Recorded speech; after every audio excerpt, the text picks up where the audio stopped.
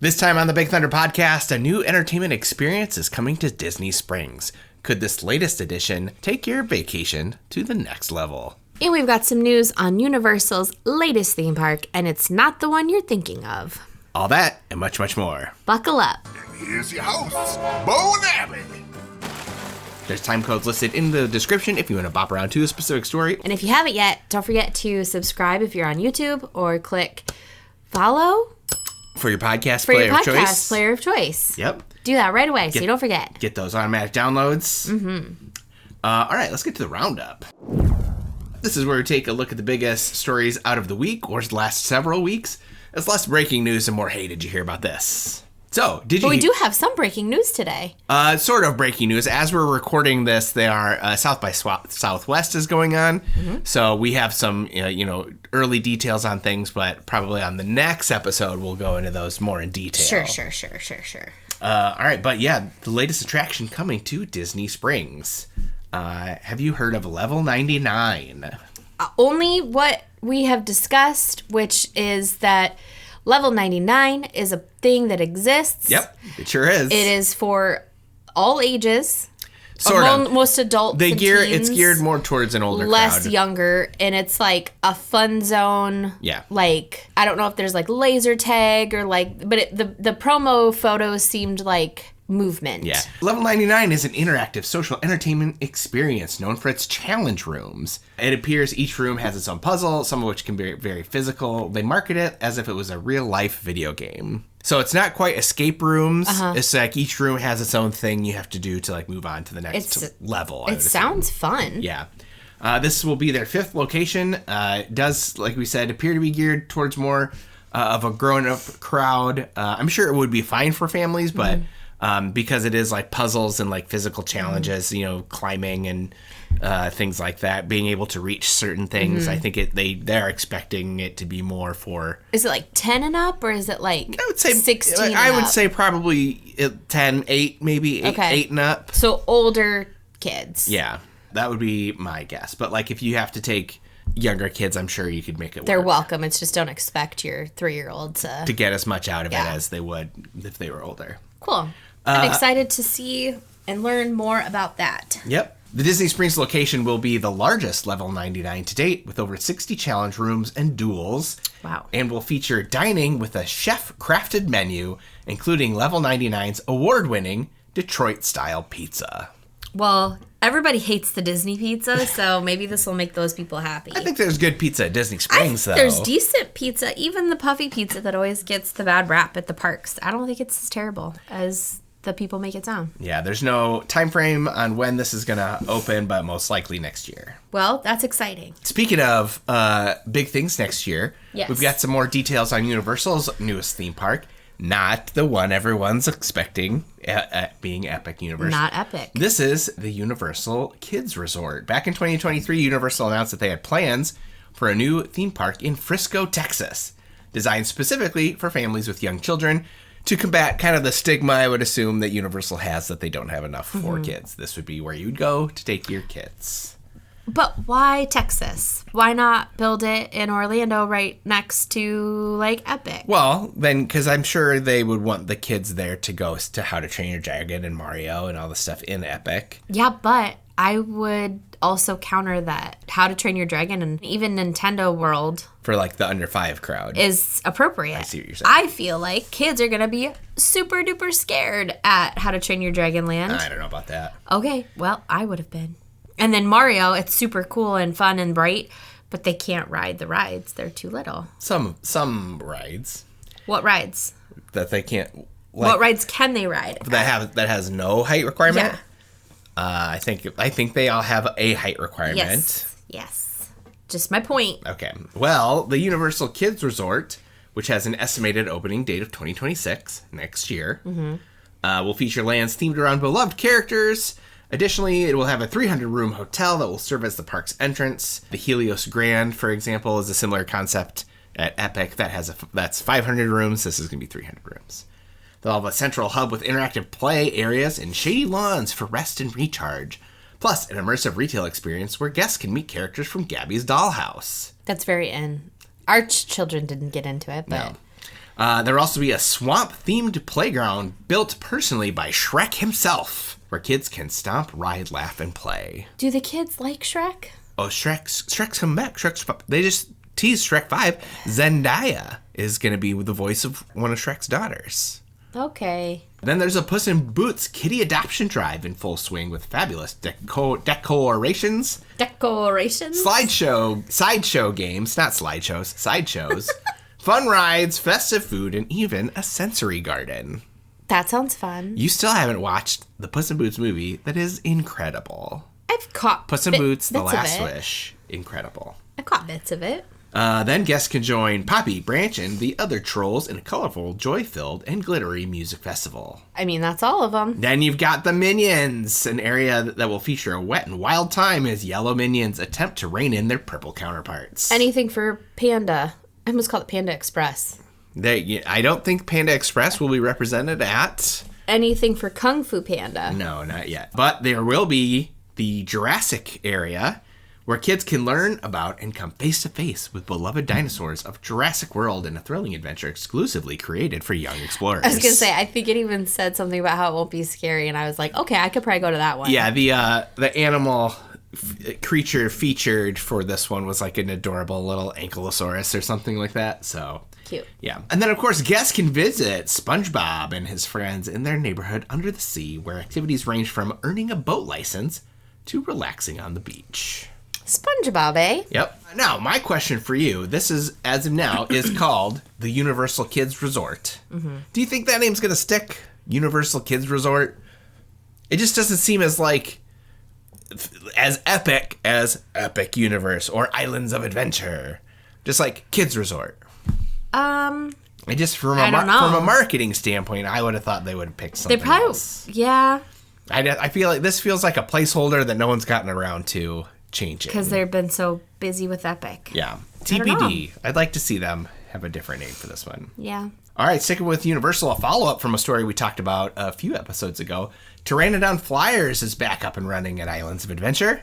Cool. We thought this would be coming soon, as it appeared they were testing the ride back in January, I think. And now it's up and ready to go. I figured they'd want it going because they do have a new Jurassic movie coming out. They're probably expecting more people in that area because of the movie, and then just like crowds in general because of Epic Universe opening. Yeah. So, reminder, Pteranodon Flyers has a max height limit of 4'8", or if you are accompanied by a rider... A max height limit? Yeah, if you are... Alone. Okay. You cannot ride it if you are over 4'8". If right. you are over 4'8", you have to be accompanied by a rider that meets the height requirements. One more follow-up from something we talked about a while ago. As you may recall, when we did our first episode of the year, Pixar's latest original film, Elio, was set to be released over the Father's Day weekend, the same weekend as the live-action adaptation of DreamWorks' How to Train Your Dragon. We speculated that Elio would move that date. Yes. And it has. Good. We were right. It was their turn. Elio is now being released the following weekend, June 20th, where, as of now, it will be opening up against the horror film 28 years later. Wait. The monkeys? Yes. In the very first film, 28 Days Later, there was monkeys involved. So scary. And it created the virus. Was it Cillian Murphy? It was. So scary. It was like his first big breakout, at least in America. Yep. So, yeah, I think he's coming back for this one. Has it been 28 years? No, it has not been. Oh, I don't think so. You could tell me it was, and I'd believe it. No, it hasn't been 28 years. Partner. It feels like it. Yeah, but no, not quite. Is there anything, you were skimming South by Southwest. Is there anything there we want to talk about yet? For those that don't know, South by Southwest is a week-long conference and festival in Austin, Texas that celebrates the convergence of film, music, tech, education, and culture. And Josh Tomorrow is there right now talking about the parks. I only knew South by Southwest as like a music festival. See, and I knew it as a film festival. Really? So, yeah. So interesting. And so the fact that Disney's there talking about the parks, it really threw me for a loop. Okay. But, yeah. Okay. Breaking news as of 1 hour ago. Disney Parks says this is the way. On May 22nd, 2026, you and your crew will be able to join Mando and Grogu on a new adventure aboard Millennium Falcon Smuggler's Run at Star Wars Galaxy's Edge. I feel like that's the same weekend their movie opens. Well, that would be smart. And also, we knew this was coming. We talked about this before, but now they have an official date of when this is happening. And for those of you who have not been to Disney or rode Smuggler's Run, this is a very fun ride where you get to board the Millennium Falcon and go on a mission with Chewie. And now they're going to switch it over to be part of the newer Star Wars universe. Yeah, that is the same weekend their movie opens, so that's cool. I know some people are talking about it being sort of a break from canon because the story of Galaxy's Edge takes place during the sequel trilogy, which is like 30-ish years after when Mandalorian and Grogu takes place. So the purists there are like, this doesn't make sense. Exactly. But now, granted, there could have been a time when those characters could have went to Batuu, but at least but it's not at the time that the world is set. Do you think they will have at some point your little friends with Neil? The skeleton crew walking around? I would love to. I don't know if the skeleton crew was as popular enough to get warrant a presence in the parks. I want them to expand Galaxy's Edge and make a Pirates of the Caribbean-esque ride with those characters from Skeleton Crew. I think I've said that on the podcast before. Well, keep telling the people. But that's what I want. Give me a Pirates of the Caribbean. And even because, I just said there'd be that conflict in the time periods. Pirates of the Caribbean ride itself, at least the one in Disney World, has a time travel aspect to it. I don't know if you know this. You travel in time when you ride Pirates of the Caribbean. That's why I did not realize. You go through, and then it's like all the years, there's skeletons and stuff because all the pirates are dead. And then I think you do the drop, and then you go through, and now all the pirates are alive because you travel back in time. So I did not know that. Similar to that, you could do that with the Star Wars, where there's a little time travel aspect, and then you're in the time of Skeleton Crew. It would be nice to do something so that, like, Han Solo and Leia and Luke could be there, because it feels weird. That they're not? Yeah. Yeah. All right. Well, talking about if you wish and dream it and keep telling Disney to make it, maybe they will. Moving into the next announcement, Walt Disney Imagineering has shared a new look at the Monsters, Inc. coaster coming to Disney's Hollywood Studios.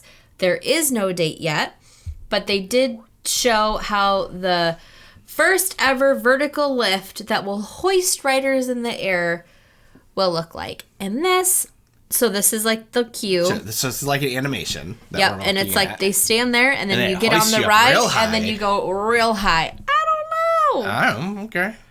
I don't know. So. Not that Hollywood Studios is hurting for scary big rides. Yeah. Yeah. And so that was, 25 years in the making to get us this area? Yeah. All right, so that's exciting. The next up that I found to be like I didn't realize it was going to be like that. Real World Engineering meets Disney Magic. Walt Disney Imagineers have shared a behind-the-scenes look at the off-road testing for the new Cars attraction coming to Magic Kingdom. And so in my head, it was going to be a paved road like Disneyland is, and they had said it will not be like that. Yeah. So they are testing. They went to Arizona and they built their own track in Orlando that they're testing off-road vehicles where it's going to be bouncy. It's going to be a bouncy one. It's going to be really bouncy. Cool. Is how I'm imagining it. Dusty and bouncy. I'm sure it won't be that dusty. Well, I don't know. It looks dusty. Okay. And then the next update that is available right now, unless I refresh and there's another one. Coming out of Disneyland, Walt Disney Imagineering has revealed the newly unclassified details for the Stark Flight Lab attraction, inspired by Tony Stark's beloved robotic friend, Dummy. That's ironic. Well, it's that you didn't pronounce it. So that's what he called that robot arm. He was always having issues with in his movies. Okay. Well, they have a cute little video of Robert Downey Jr. there, seeing it all coming to life. Okay. And looking very Robert Downey Jr. As he does. Yep. I'm nervous about this new Tony Stark ride because it looks like the Forbidden Journey ride at Universal that made me very sick. The only ride I've ever felt nauseous on. It seems like a doozy. It looks like one of those carnival rides that the job is just to twist you and flip you, and I don't know about that. Well, if the people want to check out any of these new attractions or Pteranodon flyers, the Universal Kids Resort, Disney Springs, or any other magical or Disney Universal experience, they should contact Minnie Vacay. Here on Big Thunder Podcast, we like to keep things as real and authentic as possible. And one hard truth is that for as amazing and magical as a trip to Disney or Universal can be, planning one can be a little intimidating and sometimes even frustrating. What are the best parks for my family? What are the best places to stay for my budget? Do I really need to wake up at 4 a.m. 2 months before my trip to book dinner reservations? It can definitely be a lot. But that's where Minnie Vacay can help you. We are certified Disney and Universal travel planners who specialize in taking the hard stuff off of your plate. We love waking up at 4 a.m. for Disney stuff. And not only are our services completely free to you, but when you book a vacation package with us, we'll send you a $25 gift card. Minnie Vacay is a part of Gateway to Magic Travel, an authorized Disney vacation planner and Disney earmarked agency. Check us out on social media. We're on Facebook and Instagram to get the ball rolling on your next magical adventure, or you can also see all of our information at minnievacay.com. Did you hear, at the moment, currently, as of right now, for this moment in time, no more virtual queues at Disney World. Yes, at all. Any park. Tiana's Bayou Adventure in Magic Kingdom and Guardians of the Galaxy Cosmic Rewind in Epcot, they were the final two. Those no longer require a virtual queue. Now, if guests choose, they can experience these rides the good old-fashioned way. By waiting your life away. By waiting in line. But if you prefer to maximize your time in the park, which is what we do, because, we don't get there as often, and you have it in your budget, you can purchase the Lightning Lanes and reserve a time to skip the lines for these attractions. I have not looked to see how the pricing has changed.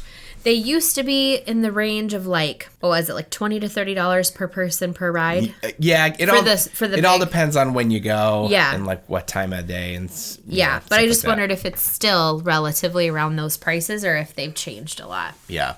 I think in some times they've been down, they were like $15 a ride. So yeah, it just depends. That being said, I'm sure once these new Cars rides open, Encanto, when that opens in Animal Kingdom, I'm sure they'll bring virtual queues back for those. But probably for this moment in time, no more virtual queue.